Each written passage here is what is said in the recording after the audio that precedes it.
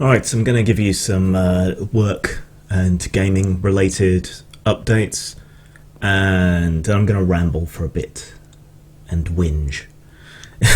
so, if you're not interested in that, just listen to the first bit.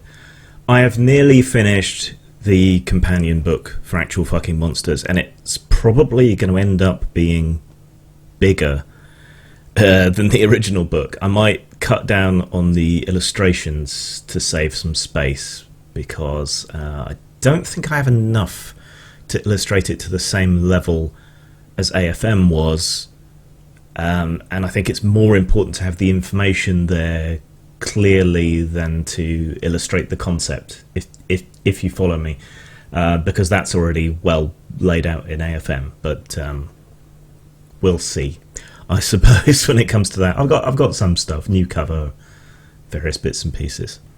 So hopefully I'll finish writing that today, by tonight, which means layout and so on will happen next week. And then, this being the age of e-publishing, it should be out at some point next week. Fingers crossed, unless something happens. So, yeah, there's that. I have finally decided to start putting together my sort of consulting advice for people who want to get into writing games and so on, and doing that in video form. Initially, that will only be available to people who subscribe to me on Patreon or Subscribestar preferred at the moment, and then I'll make it available for purchase for people generally. I'll probably make the introduction available to everyone anyway, just so they can kind of see where I'm going with it all. If you've got any topics around game design, writing for games, creating rules, anything like that, if there's any aspect of game design, I can't predict what people will ask, so if there's any aspect to it that you're particularly interested in to see me cover, then please send that my way. These will be scripted videos, and they've got to fit in around everything else that I do, so the output won't necessarily be that quick. But yeah, if you want to get it essentially for almost free, then subscribe to me on the various subscription services, or otherwise wait it out. But I would appreciate knowing what people want to know. Yeah, I know I'm not the biggest publisher, but I have had a lot of experience across a very broad part of the industry and the various pitfalls that it has. So if you want to use me as a cautionary tale, that's fine, but I think I do have relevant and helpful experience for people, so that'll be coming along. Tales of Gore has been a bit on the back burner because I farmed out the next 5 supplements to 5 different writers, 3 of which have flaked, 1 of which has had life stuff happen, and the last one of which is slow, through no fault of his own. He's a real enthusiast and wants to get everything right, and he's had various upheavals in his life as well. So yeah, you think artists are flakes, writers are worse. Well, there's a free tip for you, right? A big part of the reason I got so much freelancing work as I did was because I was reasonably cheap, at least to start with, and because I was reliable. This was before all the depression and everything kicked in as well. So if you want to write for games, be relatively cheap and be very reliable, and you'll certainly succeed. So I'm going to have to go back to writing those, though I'm going to intersperse them with other work. So that's what's happening. I haven't got remotely near as much as I would have liked to have done this year so far, but we shall see. I seem to be back into a good rhythm for working. Okay, whinging. All this bullshit around the consent in gaming pamphlet is yet again incredibly depressing, and yet another friend, former business partner, person I've worked with a lot in the past, person I was in the Camarilla with, has decided to unperson me because of my lack of enthusiasm for this document. It doesn't seem to matter what I say or what my objections are, they seem to be presumed to be the worst. And I bring up the UK Games Expo event with Kevin Rolfe as an example to show that these policies and things are a problem. But the fictionalized victim account, the bullshit, spreads much faster and much quicker than any truth, and people don't listen to the truth. So every time I bring it up, someone says, oh, that GM who forced a rape scene on kid players. Yeah, it's not what happened. But that's the problem, and that illustrates why things like these policies, these consent rules and so on, are a problem. They give license to people to attack others, to victimize them. You know, the actual victim in that event wasn't the players. It was the poor games master who ended up getting fucked over. And so it goes with all these things. And it's just depressing constantly, over and over again, to see people that I otherwise held in regard, people who I considered friends, who aren't even willing to have the conversation or to even try to understand my point of view, why I think these things are a bad idea and that the cost is not worth the benefit. And as someone with mental health issues, I note the many papers that have come out showing that things like trigger warnings and so on are counterproductive, not helpful. Yeah, so I have a vested interest in opposing other people speaking for me and presuming to tell me what I can and can't play and so on. It's disheartening, but I think I've finally gotten used to it. Because or maybe it's just because I'm on so many mind-altering drugs at the moment, but it didn't hit me as hard as I thought it would. Yeah, I've been kind of waiting for that shoe to drop, I guess, and for other shoes to drop as time has gone on. But it does hit hard when it's people you think of as friends who should know you better than that and should be willing to have the conversation with you.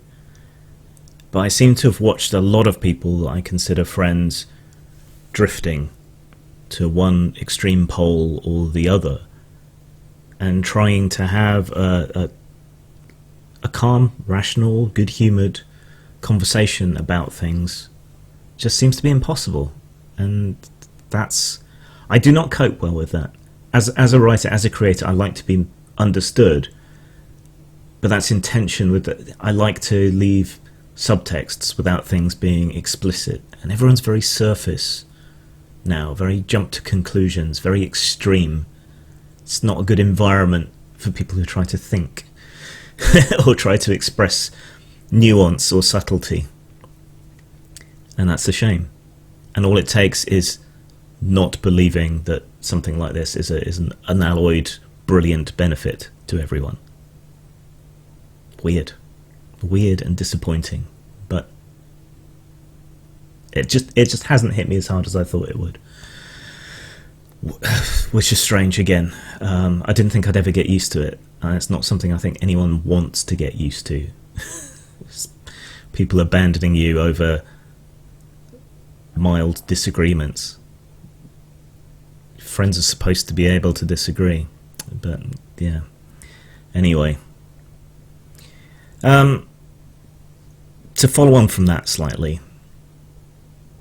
I've been hanging out with people like Pundit and Venger and so on, and I maybe made it sound a little bit in a previous video or a previous comment somewhere that I kind of resented that, and it's not what I meant to convey.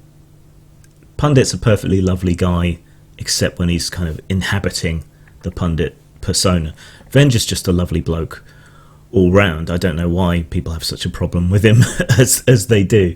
He's just really a nice family guy who happens to have some weird beliefs and likes sex.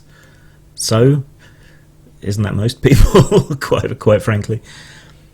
But I mean, I appreciate I did make it sound like I resent having to hang out with them, but that's not it. I enjoy their company, Pundit less so once we're on camera, but he makes a good foil. And we can disagree without it being the end of the world, right? In a way that I can't with people who've known me for years, and that's strange. But what I was trying to convey, what I meant to convey, was a more general point. That when you exile someone, when you cut them out of your life for not 100% being on the same page as you with whatever political or social beliefs you happen to have, where are they going to go? Who are they going to converse with? Who is going to welcome them and talk to them and treat them well in a way that you haven't? What ideas are they going to hear? I don't agree with Pundit, and I never will. I'm not as I've been painted by many people. But there are other people who might be more right-leaning or whatever, who would end up only being around people like Pundit, like other more conservative views in gaming or other spaces, and then it just gets confirmed. It's like an echo chamber, but it's one you've been forced into, an echo prison. Which beliefs are going to be reinforced? What's it going to do for polarization on political and social issues? It's going to deepen the problem. You've cut yourself off from a dissenting voice, perhaps not even one that's at an extreme, and you've cut them off from a dissenting voice. It's just not helpful. I like having people around that I can disagree with and argue with.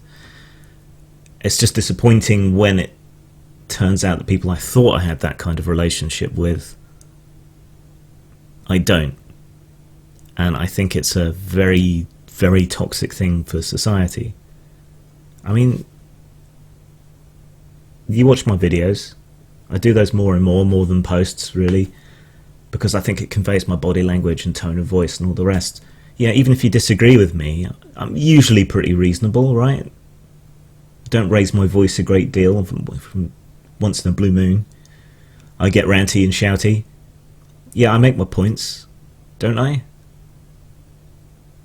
Most of the time, everyone fails. Still. But there's a personal philosophy that I have been trying to kind of process and integrate. It's probably been expressed better by someone else. But for me, personally, I made it up for myself. I even memeified it as one of those inspiring images that you get out there. But it's the idea that the only person that you have to be able to live with is yourself. You have to be able to be essentially guilt-free, in so much as is possible, right? Because other people, if they disapprove of you or hate you or whatever, most of the time they're going to remove themselves from your life. And it doesn't really matter what they think of you, though shame is a very complex emotion. That's something that's imposed on you. But you should try and live without guilt. And I'm a man of very strong convictions about things. I've described before depression is my superpower because you go over and over and over things in your mind. So by the time I arrive at a position, I have very deeply considered it and tried to undermine it. And so I have these deep convictions. And if I violate those convictions, I betray my own values.